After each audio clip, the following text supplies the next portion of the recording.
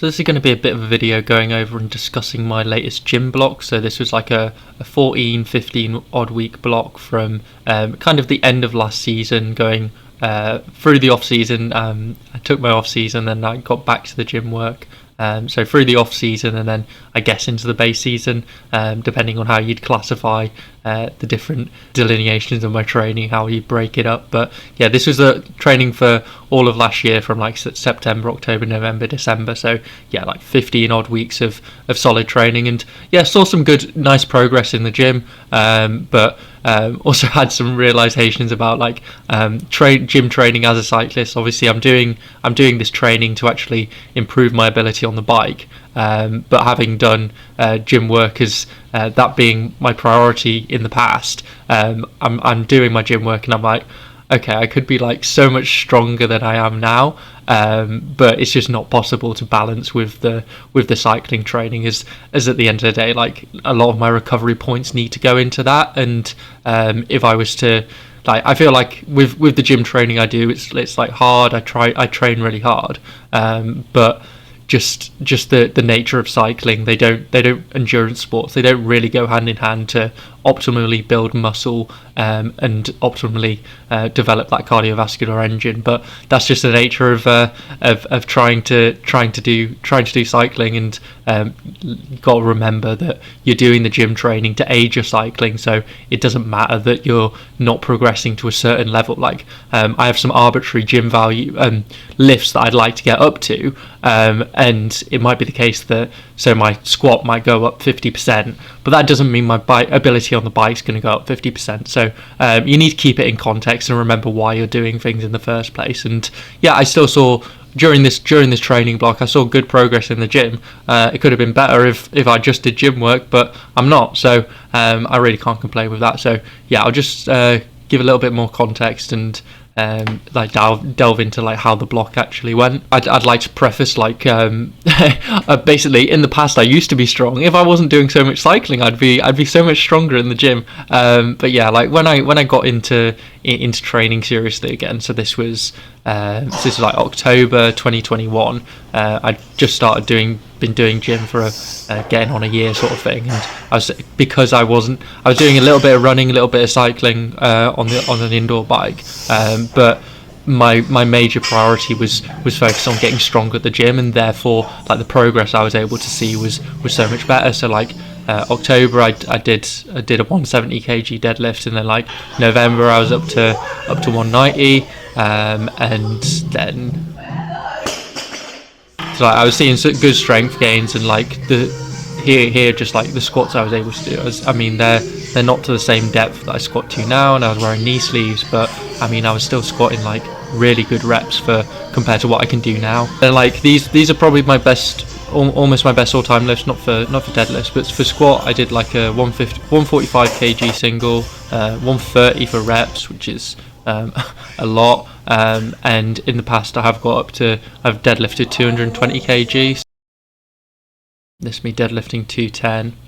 And then 2 winters ago, so December 2022, so 2 and a bit years ago, I did like a big deadlift block and really tried to peak my deadlift, and ended up deadlifting like 5 plates, so 220 kg. So I'm just prefacing this by before this winter gym block that I did have a really nice basis of strength that I was working with.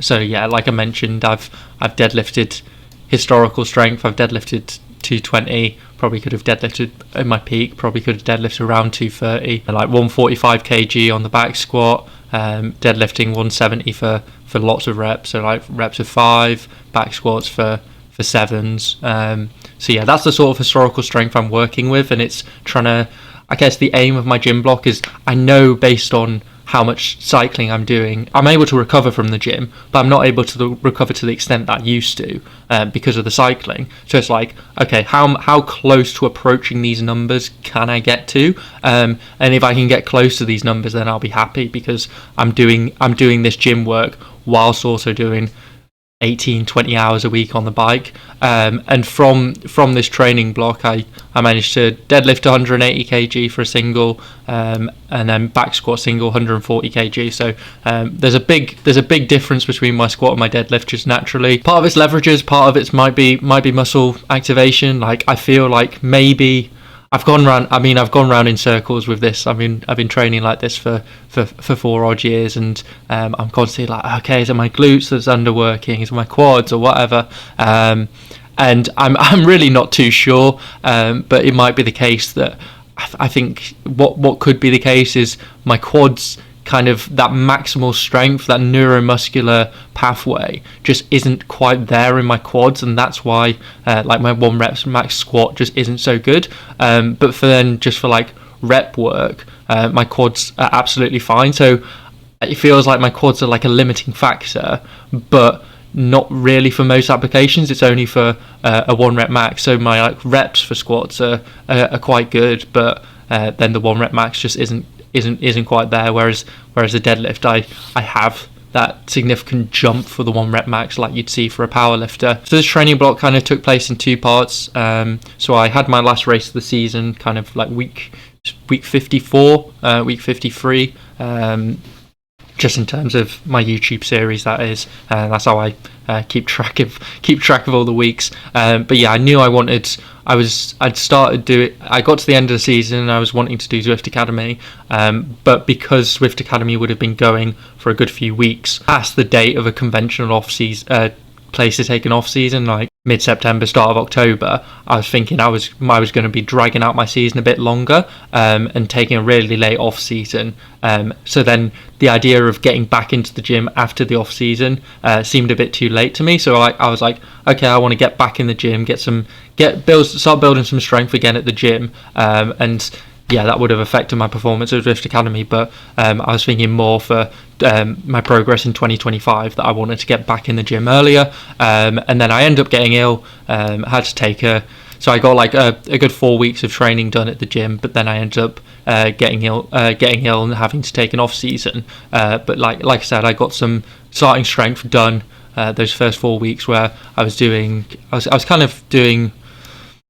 deadlift reps. I was doing reps with the deadlifts, so progressing, doing like 4 sets with just getting to lower and lower reps and higher weights. So just overloading in terms of weights, but then letting the reps come down. Just a very simple progression scheme. I mean, I came up with this initial progression scheme this was my original plan as the training I wanted to do. But then when I got ill, I had to readjust that, and then I also readjusted it here as the sessions I was doing. But at the end of the season, I was kind of doing deadlifts for reps, and then I was kind of maintaining my squat.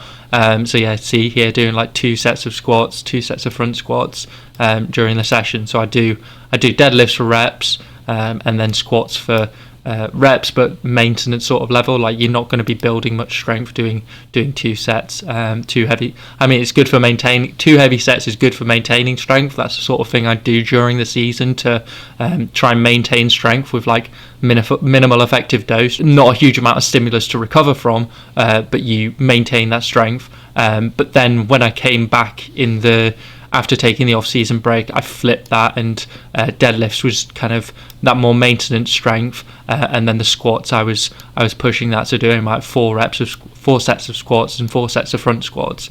These were on alternative sessions. I'd either front squat or back squat. Then with the deadlifts, even though I was just doing 2 sets, I was still trying to progress it a little bit, and that comes back to kind of my historical strength. Like I would not expect anyone to see this progression scheme if they've never hit the gym before.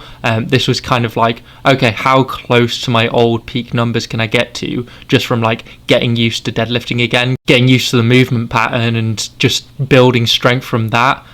So like I was going for heavy singles on deadlift, not because I was training the deadlift loads and I was expecting to be stronger. It was more just, okay, we're learning to deadlift again. We should this is familiar. We'll be able to do this. And I was like thinking that I might be able to get up to like a 200 kg deadlift without doing like hardly any volume. But I kind of I wasn't able to do 185, but able to do 180 for multiple sessions at the gym, which is still a really good deadlift, and it's still, even though I was trying to improve my squat, it's still significantly better than my squat. And I did kind of, I might have been able to do like 145, maybe even 150, but like, to be honest, I mean I had some issues with this gym, this block, and the heavy singles would be the first thing I'd cut out. So I had a couple of issues with, so I kind of got back after the off season. I got back to training, and then had like a good like 6 uninterrupted weeks. But then week 66, I ended up crashing my bike, and it actually really. It kind of strained my lower back, and kind of the left side and my lower back were feeling a bit weird for a while. So it basically just meant I had to ease off the gas for a couple of sessions, and I kind of eased back into it, and I strained my upper back doing front squats, like just warmed up on a front squat, just had 70 kg on the bar. I'd done a couple of warm-ups, and then I put 70 kg on the bar, which is like, it's heavy, but it's like that is a warm-up weight, and I strained my upper back, and that set me back a couple of sessions as well. So yeah, it wasn't the best training block. I mean, they never are, but like I still got up to like decent strength. At the end of the day, I know I was trying hard in those sessions, and that's the main thing. I got close enough to my peak sort of numbers, where that's kind of like my first like big plateau, where I feel like if I want to break through that plateau, I'd need to commit a huge amount more resources to the gym. So can't be training twice a week, have to go to the gym like 4 times a week. And I feel like to actually progress, doing endurance sports just isn't optimal for it. So it could be the case that, let's say I was a track sprinter, and the necessity for me would just be improving my back squat, getting up to a 200 kg back squat. Then it might make sense to be like, okay, we're going to take 6 months where we really cut down the bike volume and smash it in the gym to get up to this 200 kg squat, and then and then reintroduce the cycling volume and try and maintain that strength. But like I say, that's 150% increase in strength in the squat. Does that increase? For me, I wouldn't be a track sprinter. I'd be more of a team pursuit rider if I were to ride on the track. Would that result in 150% power? I don't think so. So yeah, like we need to remember like the purpose of our training. Like it's good to focus on improving at the gym, and that's why I fell in love with the gym like 4 years ago. It's because seeing progress is so obvious, because you're tracking the weight on the bar week on week on week. You know exactly what you're doing. Coming from climbing, where it was so much more abstract than that. Just because you're improving at the gym, like if your ultimate goal is cycling, like they are related to each other. Improving in the gym will improve your cycling, but it's not a direct correlation that improving X amount in the gym will improve your cycling by said amount. So yeah, I was happy with this training block, but I did have some thoughts about like, I could be so much stronger if this was just my one focus. But the focus is the cycling. The focus is going fast in time trials. So yeah, need to let the ego take a backseat and just enjoy the gym. So going forward, so I've moved into the new year. Overdue making this video, but from now on I'm doing. I'm going to continue doing a fair amount of gym work, but that's going to be in here. So I've got myself a squat rack. I do want to push it for the next few weeks before the racing season starts again. But like I say, I'm just doing it, training in here. It's a lot more simple, just focusing on getting my sets of back squats in. And I'd like to continue to push my strength a little bit in the back squat, but kind of like maintaining around this level, like fluctuating in this level and just getting that volume in. It's the same as training hours, really. Like if you can maintain this level of strength, you don't need to necessarily keep pushing that strength endlessly. If you can maintain a certain high level of strength for a long time, that's going to pay dividends. Like for the training at the moment, I was planning on continuing pushing my training through January and February, and I got midway through this January block, and I'm just feeling stale and like, no, I just can't. Okay, I found the limit of like how much volume I can accumulate, and I felt great end of December, but I'd really got to a really good volume. But then continued to try and push that in January. I found out, okay, that's just too much. So end of January and February, I'm just easing off the gas, and then through March, April, May, June, I want that steady build. And I know that like the mileage that I got to in December is a good mileage for me, for like peaking basically. It's not a mileage I can keep training at and continue ticking away, getting fitter. But so now I know, having tried that this winter, trying to push the volume, I kind of know a new volume as to where to aim for, and that's nice, because I know I'm more confident that I have a good approach as to structure my training leading up to